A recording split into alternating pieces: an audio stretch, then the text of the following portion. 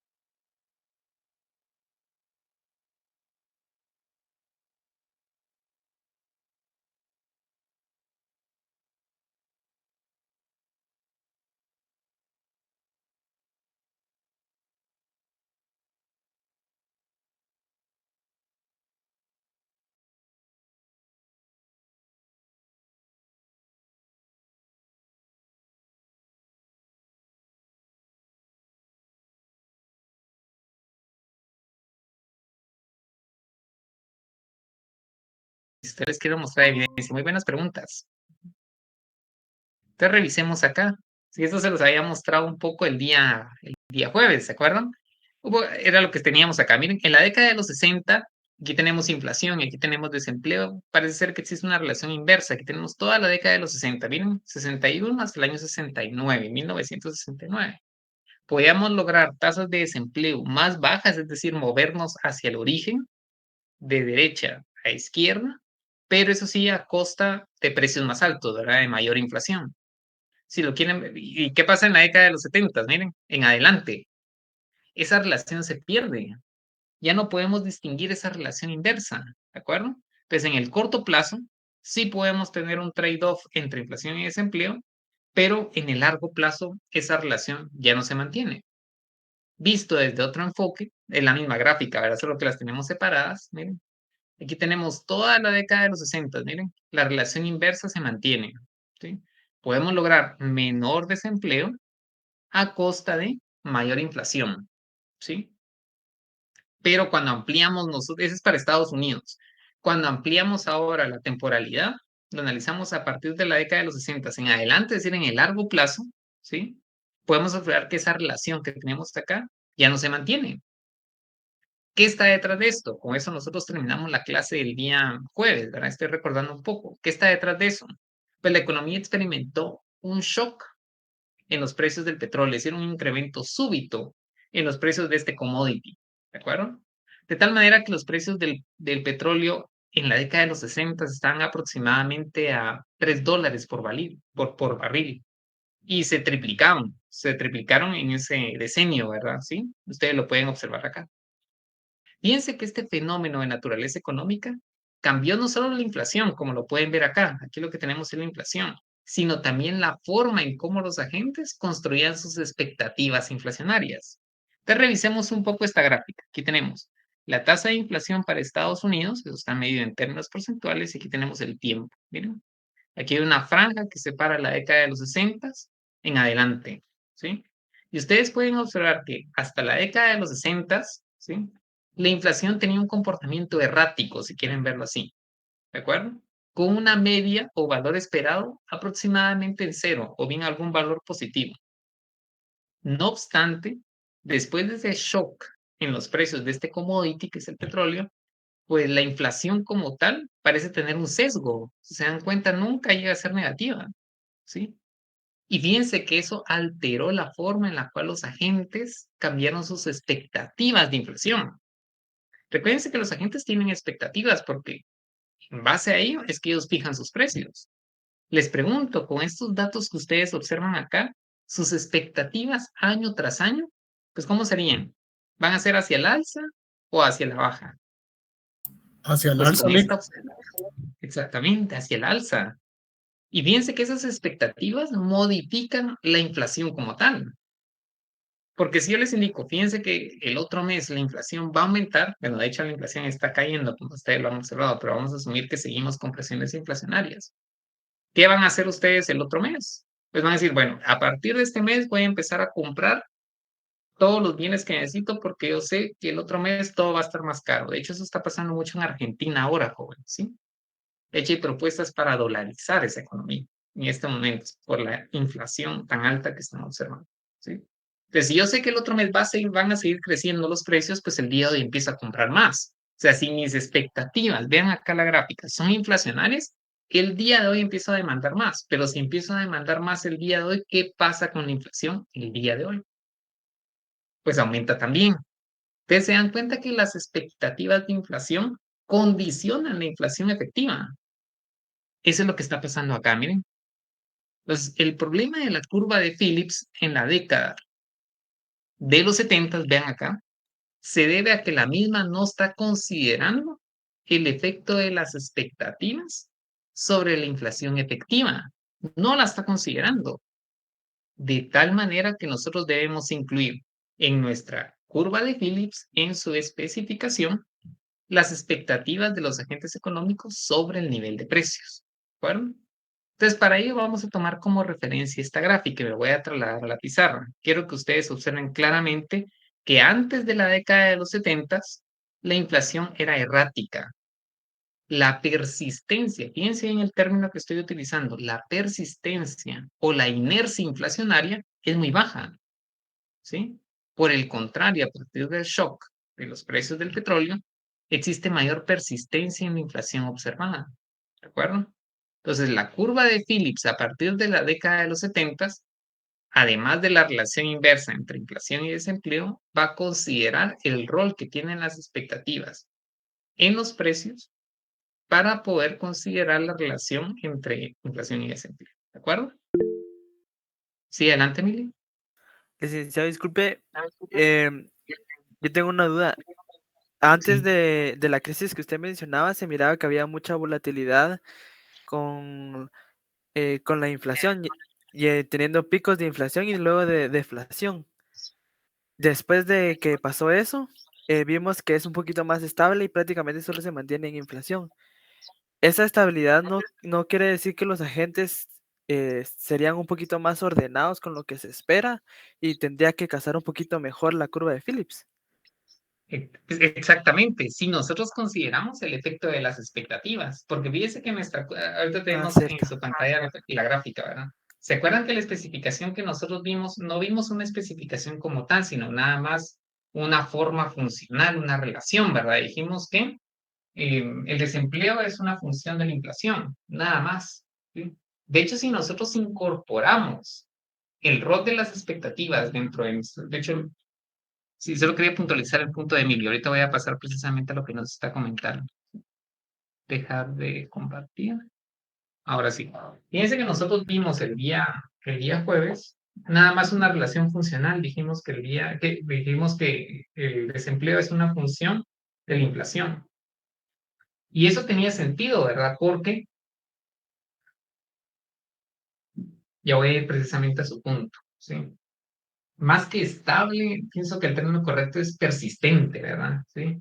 Tenemos la década de los 70. ¿Y qué observábamos nosotros pre-década de los 70?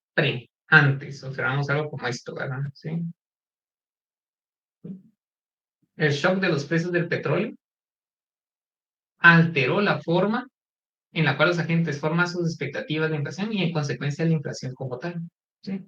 Entonces, hasta en este punto, precisamente esta relación funcional operaba bien, ¿verdad? ¿Sí? En el sentido de que mayor en inflación conducía a un menor desempleo, lo vimos en la gráfica, ¿verdad? ¿Sí?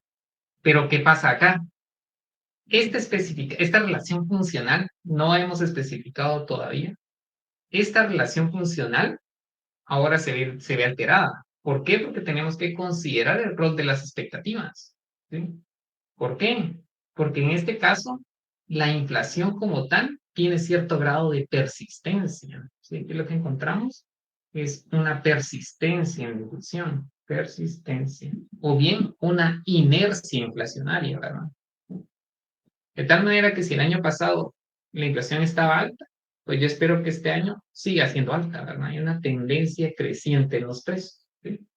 Y ahora digo, esas expectativas modifican mis decisiones económicas de tal manera que alimentan la inflación observada, ¿verdad? Con el ejemplo que les indiqué de la demanda corriente, ¿verdad? La actual. Si esperamos más inflación, voy a demandar más para no pagar precios más altos en el futuro.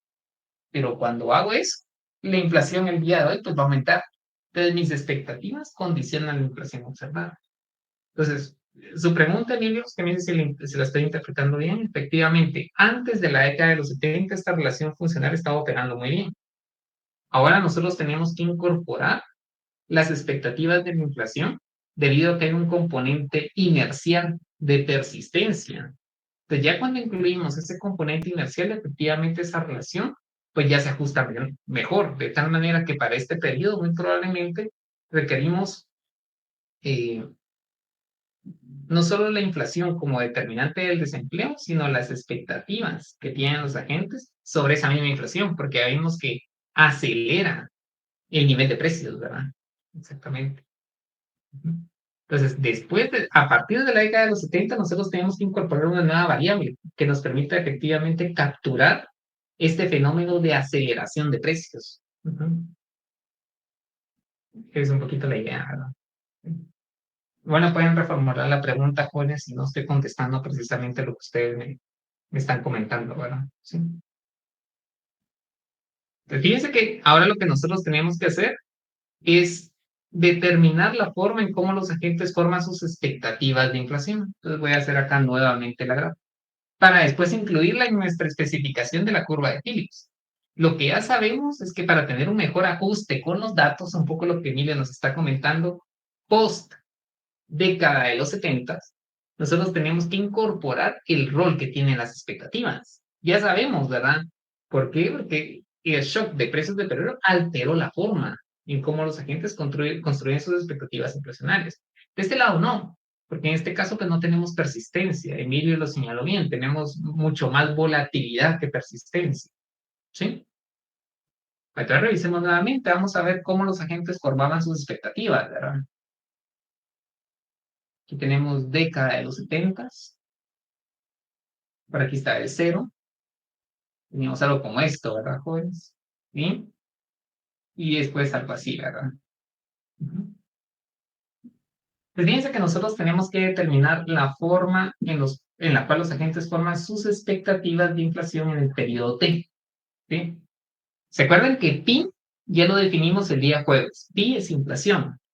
¿Sí? Si quieren verlo así, pi sería P punto partido P, ¿se acuerdan? Es la inflación. Entonces, el supraíndice E, este es esperado. Si quieren voy a colocarlo acá, ¿verdad? ¿Dónde? E hace referencia a que es esperado, ¿verdad? O sea, la inflación esperada, o las expectativas de inflación. Y T es el periodo, ¿verdad? O el tiempo. Uh-huh.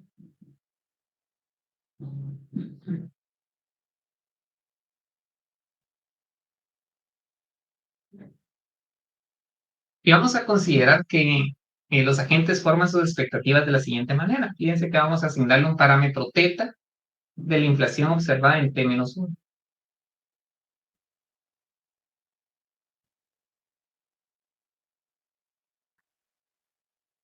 ¿Dónde? Voy a colocar aquí ¿dónde? θ es el parámetro de expectativas. Parámetro de expectativas.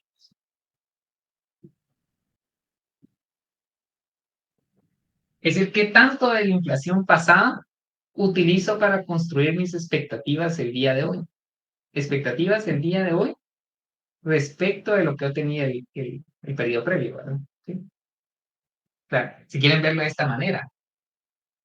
¿Cuáles son mis expectativas de inflación para el año 2024? Pues me voy a basar en lo que estoy observando en 2023. Va a ser una fracción dada por este parámetro θ, ¿verdad? Bueno, este es conocido por ustedes, ¿verdad? Entonces, fíjense que θ va a estar en el intervalo 0,1.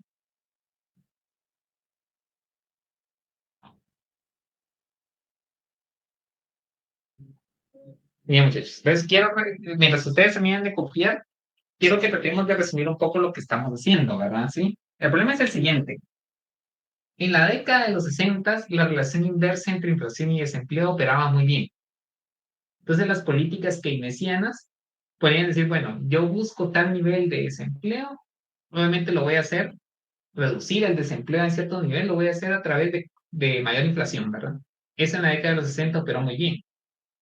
Pero en la década de los 70 y más allá, esa relación inversa se pierde. Entonces, esta relación funcional ya no está operando. A mayor inflación no logramos menor desempleo. Hay ciertos periodos, como ustedes los van a ver en su gráfica cuando lo estudien a detalle, en la cual mayor inflación iba asociado a mayor desempleo. Entonces, ¿qué estaba pasando? Lo que estaba pasando es que el shock de precios del petróleo configuró de manera distinta las expectativas de inflación de los agentes, ¿verdad? ¿Sí? ¿De qué manera? Ahora lo vamos a analizar. De esa cuenta, nuestra nueva curva de Phillips en su especificación debe considerar las expectativas de inflación de los agentes. ¿Sí? Entonces ahora vamos a construir una nueva variable, la inflación esperada en el periodo T. La inflación esperada en el periodo T va a ser una fracción θ de la inflación observada en T-1. Esta es la observada, la que pasó. y yo la voy a utilizar como insumo para construir mis expectativas el día de hoy, ¿sí? ¿Qué pasó antes de la década de los 70? ¿Sí? ¿Qué valor creen ustedes que tenía θ dada la alta volatilidad o la baja persistencia o inercia que presentó la inflación en ese periodo? ¿Qué valor le hubieran ustedes asignado al parámetro θ? ¿Sí, Alejandro? ¿Qué tal, Lick? Yo considero que antes de la época de los 70 quizás era elástica, mayor que 1. Por eso Ok, que Alejandro. digamos que en ese caso varía más que proporcional o variaba más que proporcional, ¿verdad? Eso considero yo. Ahí vamos a analizar, Alejandro. Fíjense que más que la varianza, esto, sí, adelante, por favor. Yo considero que sería negativo por la relación que presentó. Muy buen punto, muy buen punto. Sí, sería negativo. Y es que tenemos una restricción, de hecho. Y es de que no puede ser menor que 0, porque tiene que ser mayor o igual a 0 o bien menor a 1. Pero comprendo el hecho, Alejandro, Marisabel, que usted ha dicho que sea negativo. Sí, tiene sentido. Tiene sentido. Pero fíjese que tenemos una restricción sobre el No, sí, parámetro. ¿Podría ser cero, Sí, licenciado? exactamente. Fíjense que esto acá es la memoria de corto plazo que tiene la inflación. Y si se dan cuenta, acá la inflación es muy oscilante. Esa es la memoria que tiene la inflación en la década de los 60 y antes es muy baja. De tal manera que los agentes económicos no necesariamente observaban la inflación pretérita, la inflación pasada, para poder construir sus expectativas el día de hoy. Aquí tenemos 1961, por ejemplo, aquí tenemos 1960. Si se dan cuenta, puede pasar, ejemplo, ¿verdad? No estoy diciendo que sea así, de algo negativo a algo positivo. Entonces, se dan cuenta, este coeficiente θ que captura la memoria de corto plazo que tiene la inflación y que está capturada en las expectativas, pues es muy baja. Es lo que nos está indicando Aníbal, ¿verdad? Si quieren verlo con números, digamos que en la década anterior y durante los 60, uno podría decir que es 0.10 de la inflación que nosotros observábamos en términos 1. Y entonces, ¿Sí? ¿qué explica para la Adelante, Marisabel. Disculpe, no le puedo escuchar.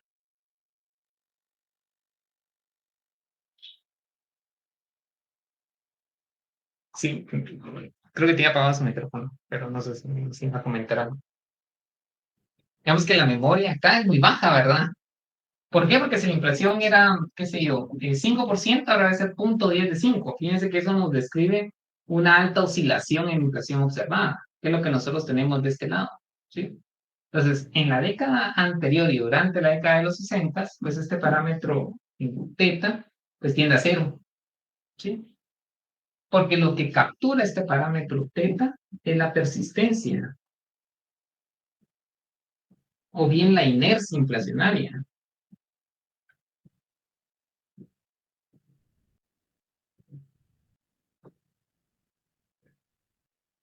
Es decir, de nada les servía a los agentes económicos considerar la inflación del mes pasado o del año pasado para poder construir sus expectativas de inflación presente. ¿Por qué? Porque pasaba de valores positivos a negativos. Coincido con Marisabel en que muy probablemente para este periodo el valor que más se ajuste sea un θ negativo. Eso coincido con Marisabel, ¿verdad? ¿Sí? Porque esto va a hacer pasar de positivo a negativo. Digamos que si estuviésemos siempre en la parte positiva, ¿sí? Esta oscilación lo que describe es una persistencia inflacionaria muy baja, ¿sí? De tal manera que en la década de los 60 o antes de ella, este θ tenía el valor de 0 o muy cercano a 0. Si esto era igual a 0, las expectativas de inflación, pues, digamos, era consistente con no incluirlas, ¿sí? Porque los agentes económicos no formaban expectativas de inflación basada en la inflación previa. Por ello es que en la forma funcional de la curva de Phillips en la década de los 60 no figuraban las expectativas de inflación. Pero ¿qué pasó a partir de la década de los 70? ya encontramos una memoria de corto plazo en la inflación, ya hay un proceso de inercia o persistencia inflacionaria. Entonces, en la década de los 70 y más adelante, ¿qué valor sería más ad hoc para este parámetro teta?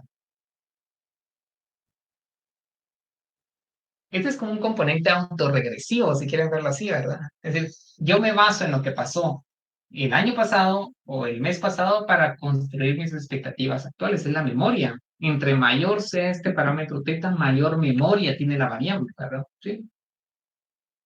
Pues para este caso, pues este parámetro teta tiende a cero, porque hay poca persistencia, ¿miren? De corto plazo. Por el contrario, en este periodo, este parámetro es muy alto, tiende a 1.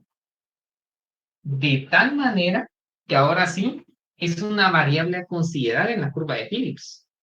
Al final, la curva de Phillips, jóvenes, no es nada más que una ecuación que explica la inflación observada, como lo vamos a ver ya en la parte de conclusión. O sea, una curva de Phillips es una ecuación que explica la inflación a través de sus determinantes. Ahora, entonces, entre sus determinantes tiene que estar la inflación esperada por los agentes económicos, ¿sí? Porque al final, esas expectativas de inflación es lo que acelera la dinámica de los precios, ¿sí? Pues bajo este enfoque, jóvenes, nuestra nueva curva de Phillips debe considerar la inflación esperada, ¿sí?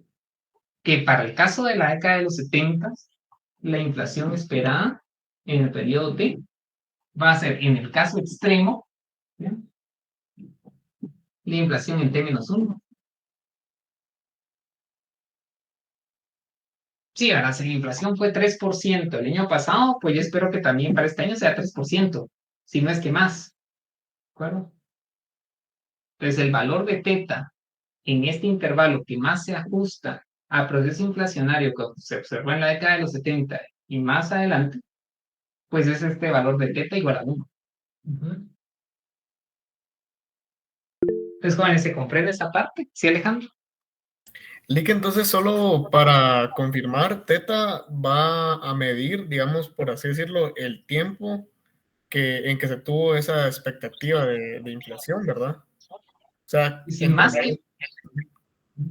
digamos, entre mayor sea el valor de teta, mayor va a ser el tiempo, por así decirlo, atrás de esa inflación, ¿verdad? Por así decirlo. Sí, exactamente, sí. Ahora que lo explicó ya de esa manera, efectivamente, al final termina midiendo un poco la tendencia, si quieren verlo así, ¿sí? Efectivamente, entre teta es mayor a 1, significa que más se acerca a lo que nosotros observamos el periodo previo, ¿sí? Esto acá lo que captura es el componente inercial, ¿verdad? O bien autorregresivo de la inflación, ¿verdad? De hecho, lo podemos colocar con números para que se comprenda un poco mejor.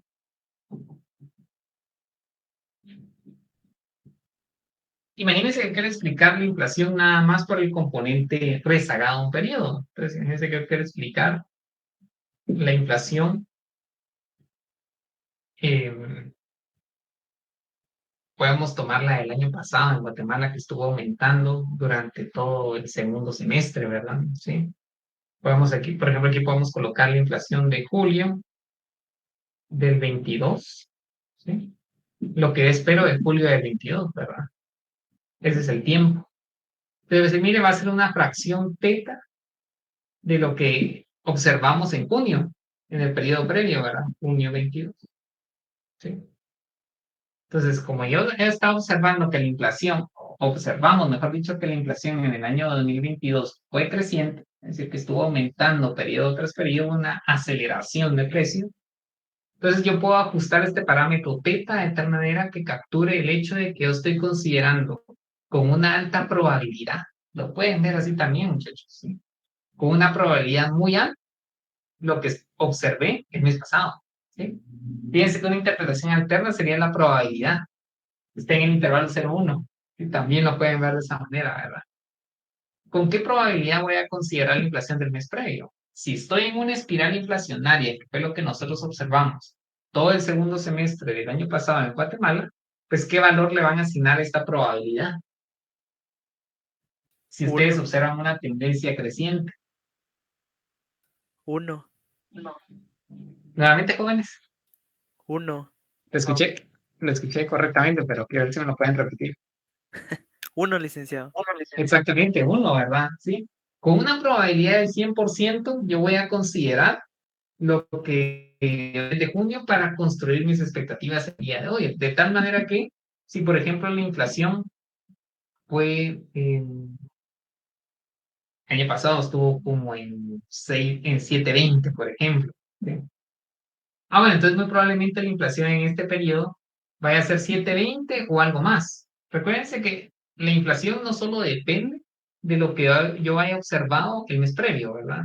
Lo que yo espero de inflación en julio, pues depende, además de lo que estoy observando en el mes previo de esa misma variable, pues depende también del precio de los bienes importados, depende del tipo de cambio, depende de muchas más variables, ¿verdad? ¿Sí? Por eso es que no necesariamente tiene que ser nada más 720. Pueden influir otras variables, por ejemplo, presiones de demanda agregada, ¿de acuerdo? Que van a alterar este 720 que tengo acá. Pero si nada más consideráramos las expectativas, pues tendríamos este 720. Ahora, si la inflación, ese es cuando tenemos tendencia, muchachos, ¿sí? Tenemos algo como esto mismo. Fue lo que observamos todo el segundo semestre del año pasado. En enero todavía llegamos a 9.92. Después de enero de este año, hay un proceso desinflacionario, como ustedes lo están viendo, ¿verdad? ¿Sí? Y ahora estamos en 4.46, si no estoy equivocado. Entonces, Licenciado, disculpe imagínense una ahora. pregunta. Sí, claro, claro. Ahora las expectativas es lo que ahora se conoce como blue chip. ¿Cómo? Lo que se conoce como blue chip. Las Ah, expectativas. no había escuchado ese término, Emilio. No, ¿Sí? es que yo vi ¿No? un ¿Dónde? paper del Banco de Guatemala que sacó sobre mediciones y expectativas de la inflación y hablaba sobre el blue chip, el método blue chip. Ah, mire, interesante. No había escuchado ese término. Si usted me pudiera compartir esa referencia que tiene para revisarla, pues sería excelente. Y ahí le podría dar un poco mejor feedback de lo que usted me está comentando, pero no lo había escuchado. ¿Sí? Entonces, imagínense ahora que sea un proceso digamos, no tendencial, ¿verdad? Que fuese algo como lo que tenemos de este lado.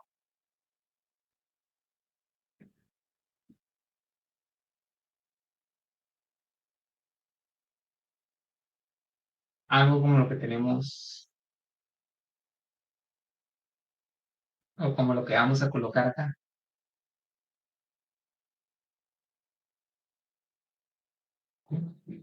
Aquí no tenemos una tendencia clara, ¿verdad? ¿Sí? Hay periodos en los cuales hay inflación, en otros en los cuales hay una deflación, pues hay movimientos oscilatorios. ¿Sí? Pues nuevamente, esta gente forma sus expectativas, que si digamos, aquí tenemos julio 22, y las expectativas en julio 22, pues también se van a basar en una fracción, en una probabilidad de lo que observamos el mes pasado. Junio 22. Y si aquí tenemos junio, pues ¿en qué tanto me voy a basar? ¿Con qué probabilidad me voy a basar en lo que estoy observando en el mes previo para construir mis expectativas actuales? Viendo la data, viendo los datos observados. Pues la probabilidad o el peso que le voy a asignar a la inflación previa, pues va a ser muy baja, ¿verdad? ¿Sí? Pues era lo que nos indicaba Aníbal, ¿verdad? ¿Sí? Muy probablemente esto tiende a cero. Y van a ser otras variables económicas distintas a la inflación las que van a afectar el comportamiento de la inflación en Guatemala, ¿verdad? Entonces, digamos que este valor beta tiende a cero de tal manera que podría colocar un 0.10 del 7.20 que teníamos acá. ¿Sí? Entonces, lo que esperan los agentes de inflación, dado el comportamiento histórico, pues ahora va a ser una fracción muy pequeña de ese mismo valor rezagado un periodo. Junio, ¿verdad? ¿Sí? Y aquí tendríamos el 0.72, ¿verdad? Obviamente no va a ser 0.62, va a ser la suma de otras variables que van a afectar al proceso inflacionario. Al punto que voy, jóvenes, es que nuestra curva de Phillips, dado los datos que estamos observando a partir de la década de los 70 en adelante, nos obliga a incluir las expectativas dentro de la especificación de la misma curva, la especificación o la ecuación de la curva de Phillips, ¿de acuerdo? ¿Por qué no tenía sentido incluirla antes de la década de los 70? Pues este coeficiente autorregresivo o este coeficiente de persistencia pues era muy pequeño, era prácticamente cero. De tal manera que la relación inversa se daba entre inflación y desempleo tal como lo tenemos acá escrito. Ahora tenemos que considerar la inflación y las expectativas de inflación, ¿sí? Entonces, jóvenes, con esto, ¿qué especificación va a tener nuestra curva de Phillips? ¿Sí? Digamos que lo que les acabo de explicar es para justificar el hecho de que dado que tenemos un teta que tiende a 1, pues tenemos que considerar el rol de las expectativas en la especificación de la curva de Phillips, ¿verdad? ¿Sí? Pues esa curva de Phillips, a diferencia de la curva de Phillips original, se le va a llamar curva de Phillips ampliada con expectativas. Ampliada con expectativa.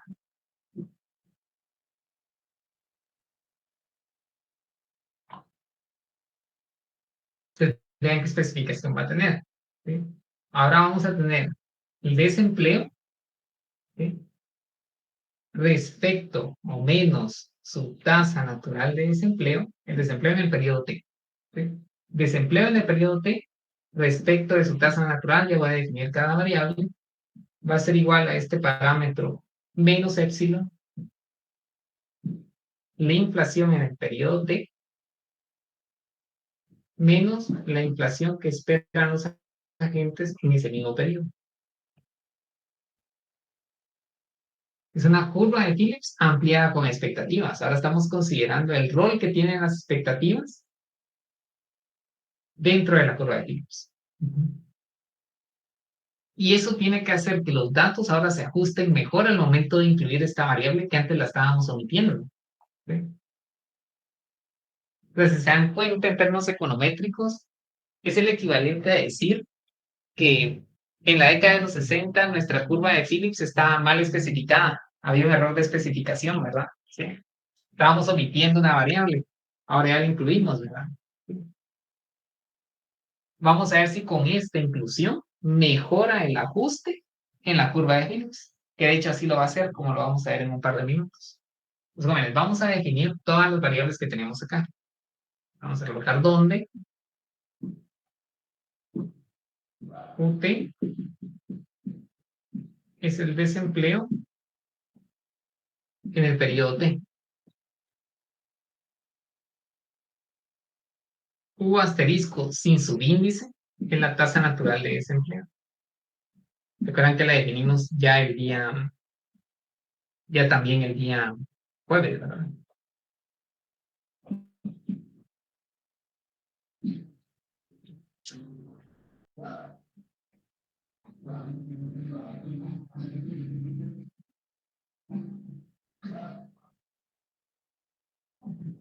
Pi en el periodo T, pi sub T es la inflación en T.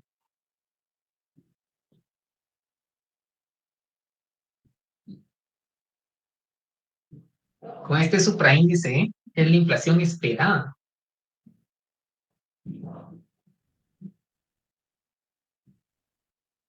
Esperada en T. Y nos queda un parámetro, épsilon. A épsilon se le llama la tasa de sacrificio o bien el coeficiente de sacrificio. Coeficiente de, voy a colocar de aquel lado, bueno, aquí me da espacio acá todavía. Coeficiente de sacrificio. También lo pueden encontrar en la literatura o en los libros como tasa de sacrificio.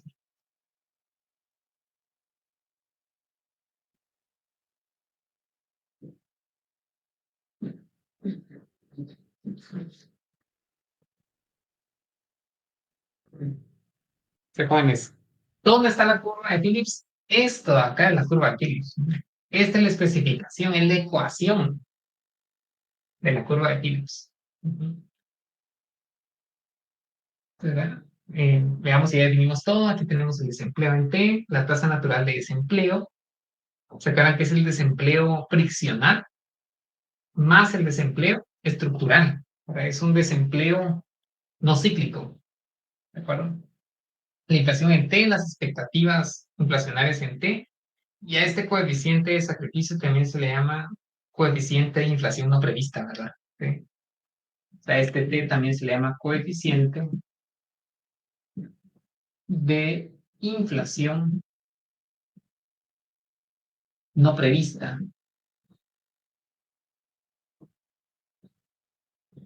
Ahí te voy a explicar a detalle esto. Y este, ¿cómo lo definimos? Es el cambio en el desempleo respecto a un cambio en la inflación.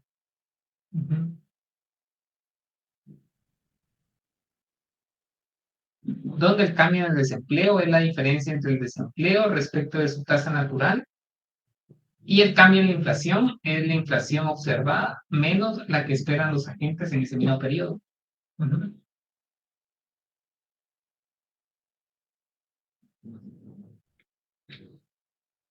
¿Qué nos indica? Lo que indica es el cambio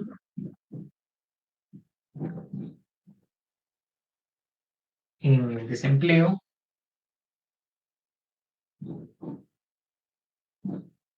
respecto de su tasa natural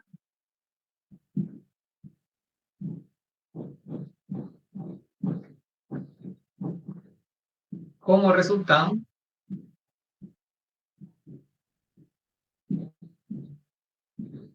de un cambio en 1% en la aceleración de precios, le podemos colocar, ¿verdad? O en la inflación no prevista.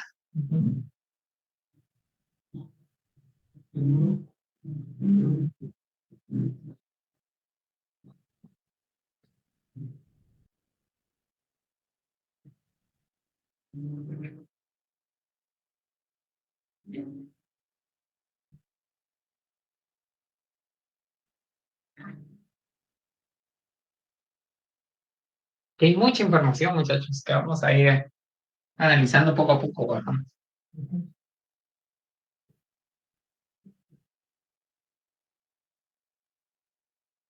Vean esta tasa de sacrificio. Pues solo voy a esperar que todos lo tengan en sus copias para poder explicar todo lo que tenemos acá. ¿Sí? Mientras tanto, si alguno de ustedes tiene alguna inquietud en la anotación, algo que tenga ahí, por favor, me pueden preguntar antes de empezar a explicar. Si algo no se entiende en lo que acabo de escribir también, ¿verdad? Sí, Alejandro. Sí, yo me quedé con la duda de los dos epsilon, digamos, puso, o sea, tiene, por así decirlo, se puede interpretar como el coeficiente de, es que no leo que Y lo... se puede Ajá. interpretar de las dos maneras, sí, pareciera como si tuviera dos épsilon y cada una me indica cosas distintas. Ujú. No, de hecho el mismo épsilon lo podemos encontrar en la literatura como tasa de sacrificio, que es lo más común, ¿sí? Ustedes pueden irse al buscador, colocan tasa de sacrificio, curva de Phillips y les aparece incluso estimaciones de esa tasa de sacrificio, ¿verdad? Pero también, o sea, de forma equivalente, también se le llama coeficiente de inflación no prevista, ¿sí? Son sinónimos, ¿verdad? Pero es más reconocido en la literatura este coeficiente o tasa de sacrificio.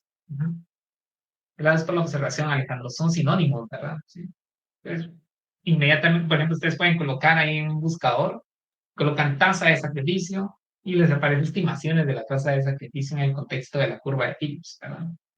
¿Cuál es la fórmula de la tasa de sacrificio? Es esta, ¿verdad? ¿Cuánto cambia el desempleo por cambio en la inflación? Como sabemos que la relación es inversa, por eso tenemos el signo negativo. Pues si quieren eso lo voy a explicar en un par de minutos, ¿verdad? Ya todo. ¿Sí? Más inquietudes, jóvenes, en cuanto a la notación, algo que no esté claro antes de empezar ya a escudriñar componente por componente de nuestra curva de Phillips que incluye expectativas.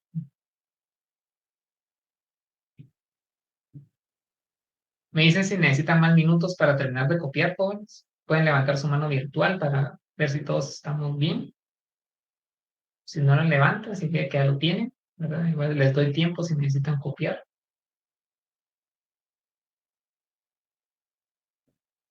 No, yo creo que a todos lo tienen, ¿verdad? ¿Sí? Muy bien, muchachos. Entonces revisemos acá. Vuelvo a repetir. El problema es que cuando nosotros observamos la relación entre inflación y desempleo a partir de la década de los 70, no existe un ajuste, una relación inversa clara entre ambas variables. Ahí está el problema, ¿sí?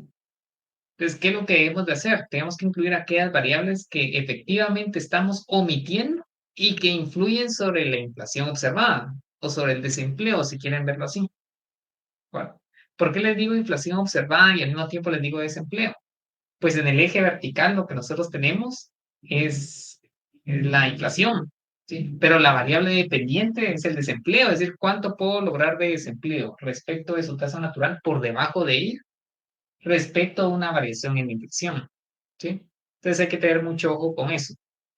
Bueno, entonces la modificación que nosotros estamos haciendo es la siguiente. Primero estamos incluyendo las desviaciones de la inflación observada respecto de lo que esperan los agentes. Miren, tenemos la inflación esperada por los agentes en ese mismo periodo. Y segundo, tenemos desviaciones o bien cambios del desempleo, pero en relación a su tasa natural.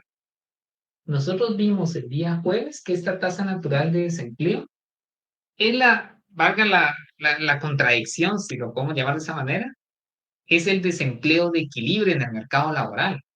O dicho en otras palabras, cuando el mercado laboral está en equilibrio, hay desempleo. ¿Por qué motivos? Por los que nosotros ya explicamos, ¿verdad? Fricciones normales en el mercado laboral. ¿Sí? Entonces, primer cambio, incluimos las expectativas de inflación. Segundo cambio, las desviaciones respecto de la tasa de desempleo en equilibrio en el mercado laboral. ¿Sí? Entonces, revisemos. Primero, desempleo corriente, actual, respecto de la tasa de desempleo en equilibrio. Inflación observada menos la inflación que esperan los agentes económicos. La pregunta es la siguiente, ¿sí? Desviación del desempleo respecto natural, ¿en qué medida elástica, inelástica o unitaria cae el desempleo respecto de su tasa natural? ¿Sí? Es decir, si hay una diferencia entre la inflación observada y la esperada, ¿en qué porcentaje va a caer el desempleo? Pues eso lo mide ¿sí? Que se le llama tasa de sacrificio. ¿Cuál es? ¿Por qué se le llama tasa de sacrificio? Porque si yo quiero alcanzar un desempleo que esté por debajo de su tasa natural, ¿qué debe pasar acá? El desempleo tiene que estar por arriba de lo que esperan los agentes económicos. Y lo que debe pasar es que debe existir una aceleración de los precios. ¿Sí? Y por eso es que esta curva de Phillips que tenemos acá también se le llama curva de Phillips aceleracionista. Eso lo van a encontrar también en los libros, jóvenes, ¿sí? Fíjense que lo que va a tener un efecto sobre el desempleo no es la inflación per se, sino es la inflación que se alcanza en una economía respecto de las expectativas inflacionarias que tienen los agentes económicos. La pregunta es ¿por qué? Ya lo voy a explicar, ¿sí? Por el momento lo que quiero que tengamos claro es que ahora no es la inflación la que tiene incidencia sobre el desempleo, sino que es la inflación en función a lo que esperan los agentes, ¿sí? Es decir, la inflación tiene que irse por arriba de las expectativas, tiene que sorprender a los agentes económicos, ¿sí? Por eso es que se le llama esto coeficiente de inflación no prevista, porque es una inflación que no prevén los agentes. Ejemplo, ¿sí?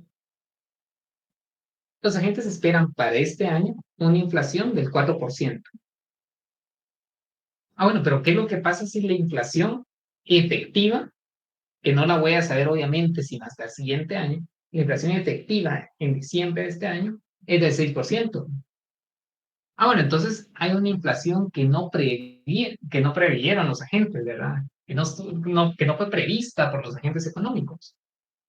¿De cuánto es la magnitud, jóvenes, de esa inflación no prevista?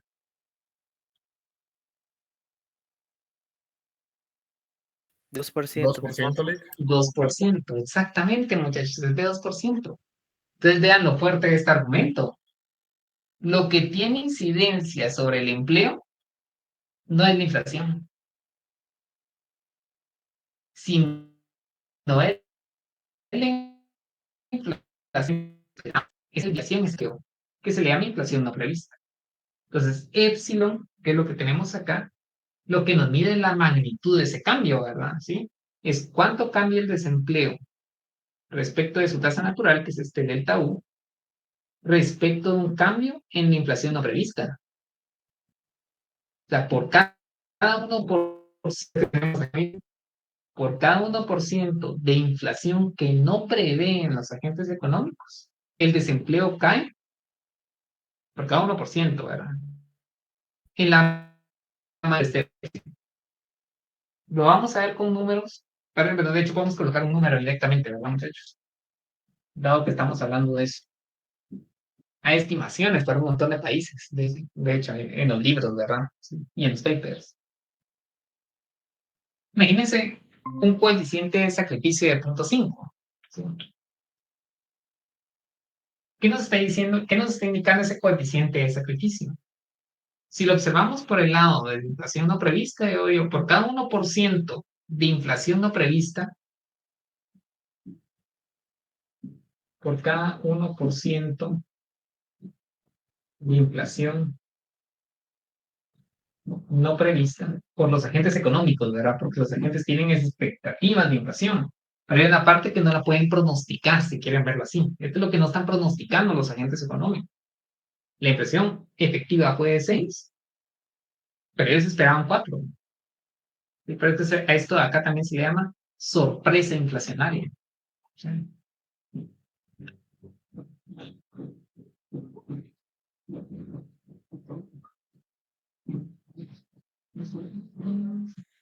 Pues por cada 1% de inflación no prevista, jóvenes, el desempleo cae.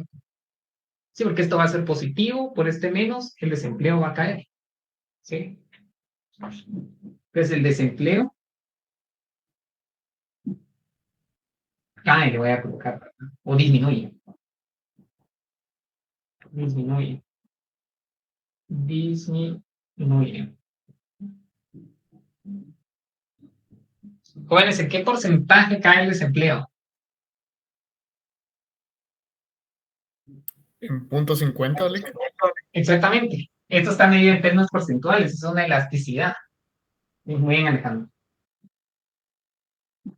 Cae el 0.5% en relación a su tasa natural, ¿verdad?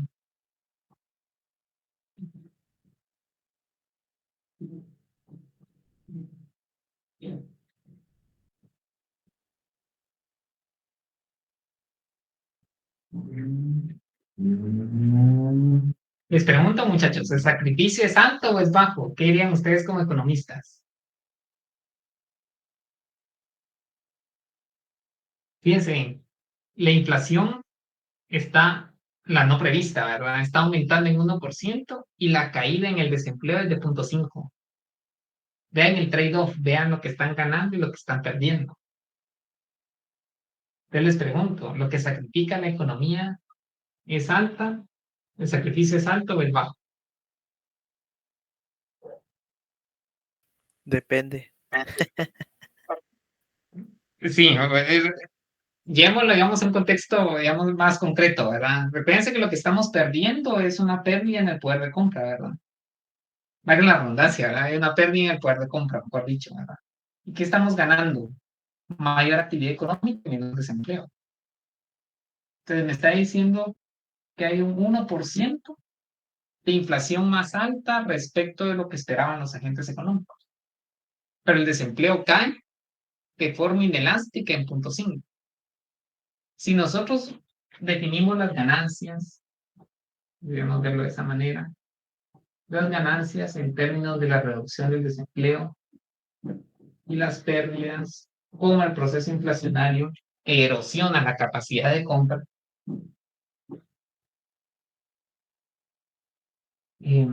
Ahora sí, ya definidas pérdidas y ganancias, ¿qué sería para la economía este? 0.5, ¿sería una pérdida o una ganancia? Una pérdida. Efectivamente. Fíjense que por cada 1% de inflación que está generando la economía respecto de lo que esperan los agentes, el desempleo cae, pero cae de forma inelástica, ¿verdad? 0.5. Entonces, vale la pena preguntarse para el hacedor de política si efectivamente ese proceso inflacionario es relevante. Entonces es importante estimar este coeficiente o esa tasa de sacrificio, ¿verdad? Fíjense, jóvenes, que todavía no hemos explicado el mecanismo por medio del cual la inflación respecto de lo que esperan los agentes es aquella que tiene incidencia sobre el desempleo. Todavía no hemos explicado la lógica económica. Lo que estamos haciendo, por el contrario, es explicar cada uno de los componentes que están contenidos en la curva de Phillips aceleracionista. ¿Se acuerdan que les dije que también se le llama así? O bien curva de Phillips con expectativas. Entonces, preguntarán, mire, ¿por qué se le llama aceleracionista? Porque lo que estamos viendo es la aceleración en precios. ¿Sí? ¿Por qué aceleración en precios? En un momento lo voy a clarificar. ¿De acuerdo? Pues, jóvenes, para ir en orden, yo le voy a dar la palabra a Alejandro. Lo que estamos haciendo ahora es nada más explicar cada uno de los componentes de nuestra curva de Phillips con expectativas. La curva de Phillips modificada que debería de ajustarse al periodo post década de los 60, ¿verdad? Eso es lo que estamos haciendo nada más. La lógica económica detrás de esto todavía no la he explicado. Y de hecho es importantísima. Y pues creo que no me da tiempo de explicarla el día de hoy, todavía tenemos tiempo, pero la vamos a explicar a detalle el día jueves, ¿verdad? Todavía tenemos tiempo, ¿verdad? Pero al punto que voy es que no hemos explicado la esencia que está detrás de esta especificación, sino nada más estamos explicando cada uno de los componentes, ¿sí? Nada más. ¿Sí, Alejandro? Por favor. Sí, Lick, con respecto a lo de las ganancias o pérdidas, entonces digamos que esa tasa de desempleo debería ser negativa para que no exista una pérdida, o hasta qué punto yo puedo permitirme, digamos, o evaluar qué es una pérdida o ganancia. Para el caso del desempleo, digamos, Ajá. sí, para el caso del desempleo, pues va a ser una ganancia porque a través de este mecanismo nos aseguramos que si hay una aceleración de precios, que sería esta parte de acá, va a haber una caída del desempleo, ¿verdad? ¿Sí? El mecanismo lo vamos a estudiar a detalle, digamos, está contenido en el signo negativo. Entonces, media vez el desempleo esté por debajo de su tasa natural, va a haber una ganancia, ¿sí? Porque va a haber mayor actividad económica, ¿verdad? Lo podemos medir a través del desempleo o bien a través de una brecha del producto o crecimiento de la actividad económica. Entonces vamos a tener una ganancia. ¿Cuándo va a ser ganancia? Pues cuando hay una caída del desempleo respecto a esta tasa natural que tenemos acá. Yo podría fijar, ejemplo hipotético, mi tasa natural es 5%, ¿verdad? Entonces, para ser consistente con lo que tenemos acá, pues deberíamos tener un desempleo actual derivado de esa inflación no prevista de 4.5, ¿verdad? ¿Sí? 4.5 menos 5, pues nos da ese 0.5 que tenemos acá. Entonces logramos una caída del desempleo, porque respecto de su condición de equilibrio, ahora tenemos menor desempleo. Obviamente hay un costo. ¿Cuál es el costo asociado?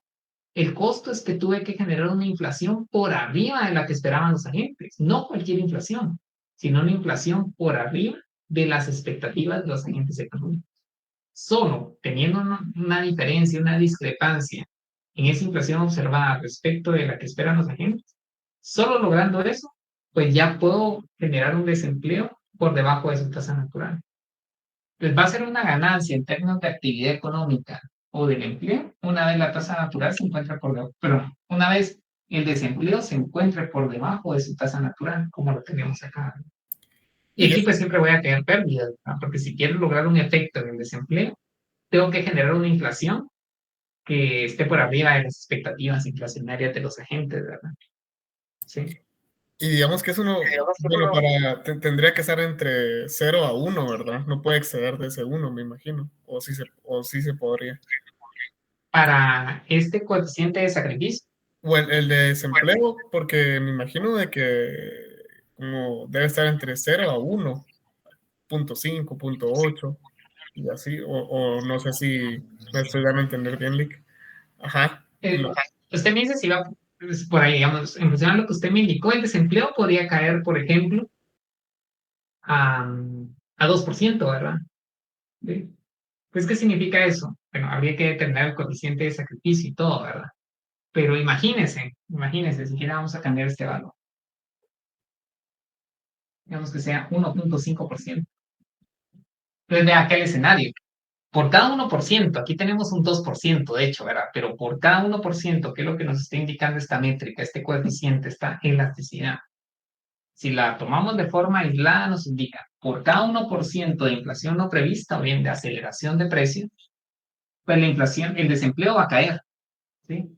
¿Va a caer cuánto? Va a caer de forma elástica 1.5%. Entonces, nuevamente, ¿va a tener pérdidas? Sí. ¿Por qué? Porque el desempleo, perdón, porque la inflación va a estar por arriba de la inflación que esperan los agentes económicos, ¿verdad? ¿Sí? La pregunta es, ¿cuánto está ganando? Pues 1.5% de cada 1% de inflación no prevista. Entonces, si tomamos esto como ejemplo, como es por cada 1% de inflación no prevista, el desempleo cae 1.5, en este caso, pues tengo una inflación no prevista de 2%. Uh-huh. ¿Y cuánto va a caer el desempleo? Bueno, como es 1.5 por cada uno y la pérdida ahora es de 2%, digamos, el costo que nosotros vamos a asumir es de 2%, pues jóvenes, la caída en el desempleo, ¿de cuánto va a ser? Por cada uno, 1.5. En este caso, como 3. es 2, exactamente, 3%.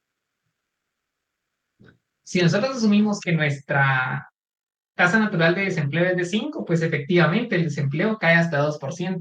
¿Sí? Entonces, en el balance, ¿qué podemos decir? Pues la economía está experimentando costos o beneficios. Ahorita beneficios. Exactamente. ¿Sí? O sea, hay un costo, porque tengo que generar una aceleración de precios muy alta. Cuando digo aceleración es que la inflación no puede ser cualquier inflación, sino que tiene que ser una inflación que supere las expectativas. ¿Sí? Entonces, como esa inflación no prevista fue de 2%, logré alcanzar, dado el coeficiente de sacrificio, un desempleo que se encuentra muy por debajo de su tasa natural y el desempleo cayó en un 3%. ¿Cómo sé que cayó? Pues efectivamente este signo menos me indica que existe una relación inversa entre ambos. Entonces, Alejandro, no sé si podría reformular su pregunta con este ejemplo que acabo de colocar, porque en este caso lo que está pasando es que como este coeficiente de sacrificio es elástico, pues los beneficios superan a los costos, ¿verdad? Hay un costo, sí, pero el beneficio es mucho más alto, ¿verdad? Sí. Ahora sí me quedó más claro, Nick. Gracias. Sí, exactamente. Digamos, lo que vamos a lograr es una caída del desempleo temporal, obviamente, respecto de su tasa natural, ¿verdad? Sí. Exacto. Aquí me estoy inventando los números, ¿verdad? Pero habría que ver las estimaciones para poder, pues ya concluir algo, ¿verdad? Pero efectivamente esto me indica por cada 1% de inflación no prevista, pues cuánto cae el desempleo. ¿Sí? Entonces, fíjense que la autoridad monetaria tiene que hacer un esfuerzo doble. ¿Sí, Miguel? Licenciado, disculpe, fíjese que yo he leído en algunos libros de macroeconomía que es muy importante estimar la inflación tanto para las personas que están buscando empleo como para las empresas. Entonces, ¿por qué yo provocaría un shock digamos, de cierta manera en que los agentes no puedan determinar la inflación? Esa Sí, es es lo mis que vamos a preguntas. explicar precisamente. Ah, ok. Exactamente. Y es que lo que tiene incidencia, y es un poco lo que vamos a explicar el día, es la justificación de por qué tiene que aparecer la inflación no prevista y no la inflación per se. Le voy a adelantar un poco la respuesta, ¿verdad? Obviamente eso lo voy a explicar el día jueves como un ejemplo, ¿verdad? Lo que está pasando es que la economía va a experimentar una reducción en sus costos marginales cuando efectivamente se logra sorprender a los agentes económicos respecto de la inflación que ellos esperan. ¿Por qué? Porque ellos toman decisiones económicas. Por ejemplo, variaciones en los salarios mínimos, pagos de tasa de interés real en función a la inflación que esperan, que de hecho es no observada. Ejemplo, el 31 de diciembre de este año yo voy a hacer negociaciones con los trabajadores respecto del incremento salarial del próximo año. Pero, por ejemplo, Emilio y compañeros, ninguno de ustedes sabe cuál va a ser con certidumbre la inflación el año que viene.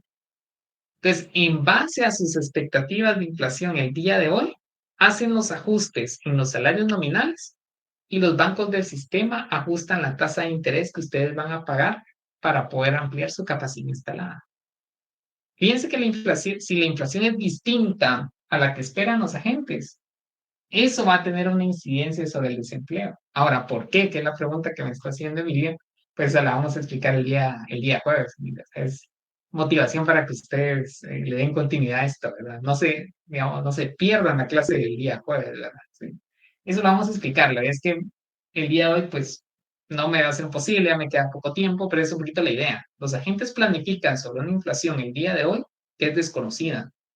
Si la inflación observada es distinta, eso va a generar una reducción real en los costos marginales. Por ahí va la idea. Sí, pero lo voy a explicar aquí el jueves. ¿Sí? Licenciado, disculpe, y otra pregunta así rapidito. Claro. No, adelante. Yo también he leído que hay empresas que se dedican a tratar de estimar la inflación futura. En ese caso, con los datos que ellos mencionan, si yo lo aplico a esta fórmula, la meta sería que epsilon sea más pequeño, más cercano a cero, o no siempre es así. Y más que epsilon, es esta inflación que tenemos acá, este La diferencial, diferencial. efectivamente. Y eso es lo que decían los clásicos. De hecho, los clásicos decían, miren, y los agentes económicos son racionales en el sentido que utilizan la información de forma eficiente.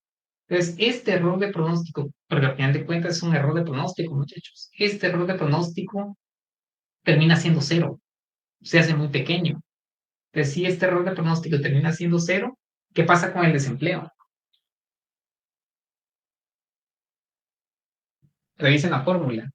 Si esto se hace cero, ¿qué pasa con el desempleo el día de hoy? Se vuelve cero. Más que se vuelve cero, ¿a qué sería igual? No hay Esta parte desempleo. se vuelve cero. Pues el desempleo el día de hoy, Desempleo ¿a qué va a natural. ser igual? Exactamente. Entonces lo que estoy diciendo es que nunca voy a poder lograr un efecto respecto de su tasa natural. ¿Sí? Entonces, si los agentes son más certeros al momento de pronosticar la inflación, que es un poco lo que usted indica, ese diferencial que la inflación no prevista se vuelve cero, y el desempleo nunca se mueve respecto de su condición de equilibrio que la tasa natural. ¿Sí? Jóvenes, antes de que nos retiremos, todavía hay tiempo, les quiero mostrar un poco de evidencia. Fíjense bien, muchachos, ahora alejémonos un poquito de la ecuación y veamos el panorama mucho más general. El panorama general es que nosotros tenemos una curva de Phillips que en la década de los 60 operó muy bien. En la década de los 70 y más allá, ya no es evidente esa relación inversa. ¿Estamos bien hasta ahí? ¿Qué fue lo que hicimos? Incorporamos las expectativas de los agentes económicos, ¿sí? Entonces vean qué va a pasar ahora. Incorporando las expectativas de los agentes económicos, vean qué pasa con nuestra curva. Vean qué pasa con nuestra curva de Phillips. Partir. Que hay que agregar las expectativas de los agentes económicos, lo que ya discutimos. Aquí está la especificación de la curva de Phillips que les acabo de compartir. Miren. Y vean qué pasa. Esta es la versión original, ¿verdad? En el corto plazo funciona muy bien, que sería la década de los 60. ¿Será que la década de los 60 funciona bien? Pero en el largo plazo ya no lo tenemos así. Entonces, ahora vamos a incorporar las expectativas de inflación. Y vean qué va a pasar, muchachos, ¿sí? Tenemos la relación entre la variación. Vean la diferencia ahora en la notación, en el lenguaje. Es la relación entre la variación de la inflación, no la inflación, sino la variación de la inflación y el desempleo. ¿Miren? De tal manera que si nosotros utilizamos este ajuste y en lugar de utilizar la inflación, utilizamos la aceleración de precios, la relación inversa se vuelve a restablecer. Entonces ahora ya no, vean la diferencia, jóvenes. Es sutil, pero es importantísima. En el eje vertical ya no tenemos la inflación. ¿Qué es lo que tenemos ahora? Variación de la inflación. Exactamente, jóvenes, vuelvo a ese punto. Es importantísimo. Vean el eje vertical en la concepción original de la curva de Phillips. Tenemos tasa de inflación, ¿sí? Es la variación de los precios. Vean que tenemos en la curva de Phillips modificada, la aceleracionista. Miren, no tenemos la tasa de inflación, tenemos la variación de la inflación, ¿sí? Jóvenes, ¿qué tiene que ver esto con lo que nosotros estamos analizando en términos de la inflación no prevista? Dejar de compartir, todavía tengo un par de minutos, ¿sí? No me quiero ir sin dejarles esa parte ya, digamos, bien identificada. Vean acá, en la década de los 70, década de los 70, nosotros dijimos que la inflación esperada por los agentes en el periodo, en el periodo T iba a ser igual a una fracción teta, ¿verdad? De la inflación en T menos 1. Pero este teta, para el periodo de los 70, ¿qué valor iba a tener? 1, creo yo, Lick. ¿Es después o antes? Adelante. Después de la década de los 70. Yo me recuerdo que ¿Recuerdan que era 1, separamos los, ¿o no? ¿recuerdan que separamos los periodos? No logré escuchar a Alejandra. No se podría repetir, por favor. Yo me recuerdo que era 1, Lick. Exactamente, 1. Entonces, fíjense que podríamos decir que la inflación en el periodo T, a partir de la década de los 70, era la inflación en T menos 1. Entonces, tomemos nuestra curva de Phillips. Tengo el desempleo respecto de su tasa natural. Va a ser igual a menos epsilon y la inflación en el periodo T menos la esperada, pero la esperada ahora no es nada más que la inflación en T menos 1. ¿Eh? Y esto que tenemos acá, jóvenes, por econometría, saben que es una primera diferencia. Es la inflación en T menos la inflación en T menos 1. O sea, este es delta pi. Fíjense que el desempleo en el periodo T respecto de su tasa natural es igual a menos epsilon que multiplica delta pi. Entonces, ¿qué tenemos acá? Aquí no tenemos la inflación. ¿Qué es lo que tenemos acá, muchachos? Es la variación de la inflación. Variación de la inflación. No es la inflación. Es cuánto cambia la inflación. O bien, eso se le llama aceleración de precios. Creo que ya se me acabó el tiempo. Sí. Entonces lo que voy a hacer es que esto lo voy a retomar el día jueves. Entonces, jóvenes, el día jueves nos espera una tarea muy importante. El día jueves voy a explicar o vamos a comprender, vamos a todos, entre todos, a construir el mecanismo por el cual esta aceleración de precios, esta variación de la inflación, es la variable determinante en el desempleo. No la inflación, sino la variación. ¿De acuerdo? El mecanismo económico que está detrás de la curva de Phillips ampliada con expectativas. Muy bien, muchachos, lo dejamos hasta acá. Nos vemos el día jueves. Tengan feliz noche. Feliz